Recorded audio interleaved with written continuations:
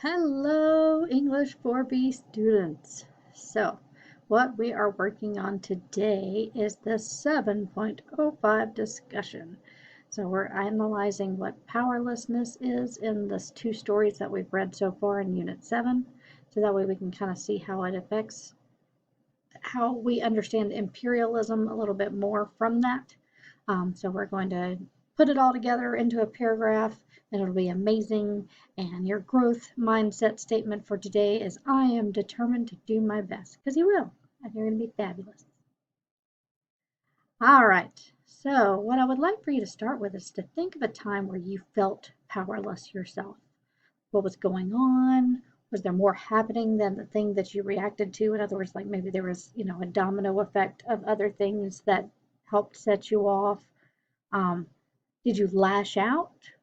Or did you stew quietly? Or something else? Think about, were you being bullied or put down, talked to like you were a baby, ignored? They had joking made about something that you thought was serious, or maybe something that you would rather forget, like an incident that you had or something else. So with this in mind, what I want you to do is then think about those powerless feelings of the characters that we read about, because they felt powerless too. They had these kinds of issues happening to them. So you're going to give them a voice. You're going to talk about how they felt powerless, what they did with that feeling, and how that helps you to understand imperialism more. All right, so first up, we've got the actual document snip itself of what you are doing. I went ahead and highlighted the essential pieces. So who are essentially powerless? So you need to know those characters. How do they behave? What do they do to those that have power in those societies? So like, how do they react to them? What do they physically do to them? That kind of thing. Why do they do these things? And how does that help us to understand whether imperialism should be something that happens or should not be something that happens? It's that ideology of using it or not using it. And of course, if you can, please provide quotes to back up where you're getting this information from. So if you say that Bob behaves like this, then find a quote that shows Bob behaving that way. And that way it backs up what you're saying.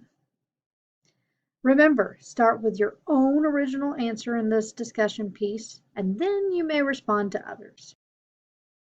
That brings us to the graphic organizer, which is a separate document link that you can click to download in the class, in the course, or the I have sent out. It's literally breaking down those questions that you saw in the original prompt. So what it is, though, it also breaks down which ones you need to make sure you have an example from each of the stories. So in this story, who is essentially powerless? In this story, who is essentially powerless? In a story, how do they treat those that do have power, etc. So you just kind of follow along and fill it in.